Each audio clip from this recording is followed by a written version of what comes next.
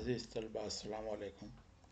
عثمانیہ university degree semester اول یعنی پہلے سیمسٹر کے AECC امتحان انوائرمنٹل اسٹڈیز ماحولیاتی مطالعے کے یونٹ نمبر 1 کا جو دوسرا سبق ہے اس کا عنوان ماحولیاتی نظام کے حیاتی بائیوٹک اور غیر حیاتی اجزاء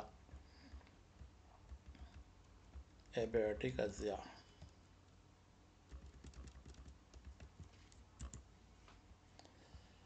جیسا کہ آپ جانتے ہیں کہ ہماری زمین پر جو ماحول ہے اس میں جاندار اور بے جان چیزیں رہتی ہیں، یہ سب مل کر ماحول بناتے ہیں۔ تو اب اس میں جانداروں اور بے جان اشیاء کا کیا کردار ہے وہ اس سبق میں بتایا گیا ہے۔ ماحولیاتی نظام میں حیاتی بائیوٹک اور غیر حیاتی ایبیوٹک عناصر اور اجزاء شامل رہتے ہیں کیونکہ وہ ایک دوسرے کی بقا و فروغ کے لیے ناگزیر ہیں۔ حیاتی اجزاء میں جاندار اجسام شامل ہیں یعنی حیوانات و نباتات۔ یہ جاندار اپنی بقا کی خاطر ایک دوسرے کو غذا و توانائی فراہم کرتے ہیں۔ مثلاً غیر نامیاتی خام مادوں سے پودے اپنی غذا کو تیار کرتے ہیں۔ یہ پیڑ پودے شمسی توانائی اور زمین کے پانی کی مجموعی مدد سے اپنی غذا تیار کر لیتے ہیں۔ اپنی غذا کی تیاری میں کسی دوسرے کی مدد نہیں لیتے، اس لیے ان کو خود تغذئی آٹوٹرافس کہتے ہیں۔ پیڑ پودوں کے علاوہ دوسرے جاندار اجسام یعنی جانور اور انسان اپنی غذا خود بخود حاصل نہیں کر سکتے،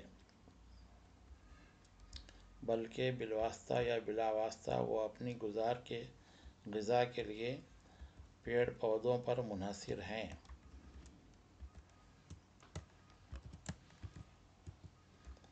اس وجہ سے جاندار اجسام کو دیگر تغذئی ہیٹروٹرافس یا صارفین کنزیومرز کہتے ہیں۔ ان کو بھی غذائی تصرف کے لحاظ سے 3 قسموں میں تقسیم کیا جا سکتا ہے یعنی سبزی خور ہربیورس، گوشت خور کارنیورس اور ہمہ خور اومنیورس کہا جاتا ہے۔ سبزی خور گروہ میں حشرات، انسان، بندر، گائے، بھینس، بھیڑ، بکری، اونٹ وغیرہ شامل ہیں۔ یہ مختلف پتوں، سبزیوں، پھلوں، بیج وغیرہ کو اپنی غذا بناتے ہیں۔ ان کو ابتدائی صارفین پرائمری کنزیومرز کہا جاتا ہے۔ گوشت خور جانوروں میں شیر، گدھ، بھیڑیا، چیتا، کتا وغیرہ شامل ہیں۔ یہ ابتدائی صارفین کا شکار کر کے یا دوسرے وسائل سے گوشت حاصل کرتے ہیں۔ ان کو ثانوی صارفین کہا جاتا ہے۔ ہمہ خور جانوروں میں انسان، پرندے، درندے، ریچھ وغیرہ شامل ہیں۔ یہ سبزی اور گوشت دونوں کو اپنی غذا بناتے ہیں۔ بعض بہت ہی چھوٹے کیڑے، بیکٹیریا اور فنجی مردہ جانوروں سے اپنی غذا حاصل کرتے ہیں۔ ان کے اس طرح سے توانائی حاصل کرنے سے مردہ اجسام کے غیر نامیاتی عناصر کاربن، نائٹروجن، فاسفورس وغیرہ دوبارہ زمین کی مٹی میں گھل مل جاتے ہیں اور یہ چیزیں پودوں کی کھاد یا غذا کے طور پر کام آتی ہیں۔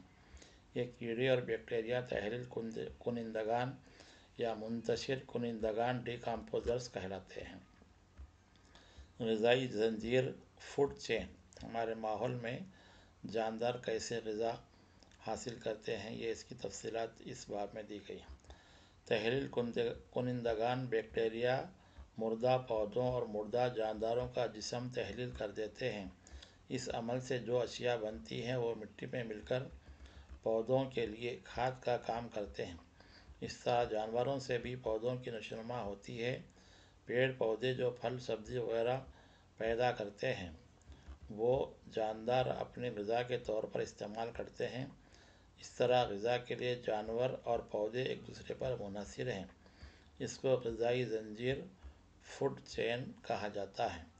پودے سورج سے توانائی حاصل کر کے اپنے پھل، بیج وغیرہ غذا کی شکل میں اکٹھا کر لیتے ہیں۔ ان پودوں سے سبزی خور جاندار اپنی غذا حاصل کرتے ہیں۔ گوشت خور ان سبزی خوروں کو اپنا شکار بناتے ہیں، جیسے بھیڑ، بکری، ہرن سبزی کھا کر اپنا جسم تیار کرتے ہیں اور گوشت خور शेर, चीता, गिद्ध वगैरह इन सब्ज़ी खोरों को अपना शिकार बनाकर अपनी ग़िज़ा हासिल करते हैं। तहलील कुनिंदगान बैक्टीरिया सड़े गले पौधों और मुर्दा जानवरों को तहलील करके मिट्टी को ज़रख़ेज़ बनाते हैं, जिससे पेड़ पौधे फिर अपनी ग़िज़ा और तवानाई हासिल करते हैं। इस तरह ये एक ग़िज़ाई ज़ंजीर बन जाती है जिसे फूड चेन कहते हैं, और ये अमल मुसलसल जारी रहता है और इससे ज़मीन पर ज़िंदगी बाकी रहती है। ग़िज़ाई जाल, फूड वेब, जानवर और इंसान मुख्तलिफ़ किस्म की ग़िज़ाएँ इस्तेमाल करते हैं। बाज़ औक़ात जानदार अपनी ग़िज़ा की ज़रूरियात पूरी करने के लिए कई रास्ते अख्तियार करते हैं। मसलन चिड़ियाँ, खरगोश और हशरात पौधे और बीजों को अपनी ग़िज़ा बना लेते हैं। मेंढक और छिपकलियाँ मक्खियों और कीड़ों को अपनी ग़िज़ा बनाती हैं। सांप, बिल्ली वगैरह चूहों और चरिंदों को खा जाते हैं। यानी एक जानवर या पौधा एक से ज़्यादा जानदारों के लिए ग़िज़ा बन जाता है। इस तरह माहौल का हर अज़विया बायोटिक एक से ज़्यादा ग़िज़ाई ज़ंजीर बन सकता है।